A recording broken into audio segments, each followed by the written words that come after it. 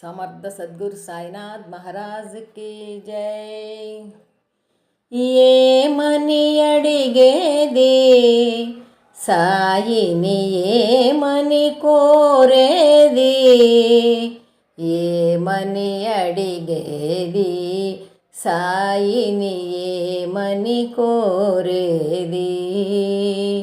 పిన్న వయసులో తల్లిని వీడి కారడవులలో గురువును చేరి, పిన్న వయసులో తల్లిని వీడి కారడవులలో గురువును చేరి, ఇందరి కోసం తన జీవితమే త్యాగం చేసిన బంగారు స్వామిని ఏమని అడిగేది సాయిని, ఏమని కోరేది, ఏమని అడిగేది సాయిని, ఏమని కోరేది.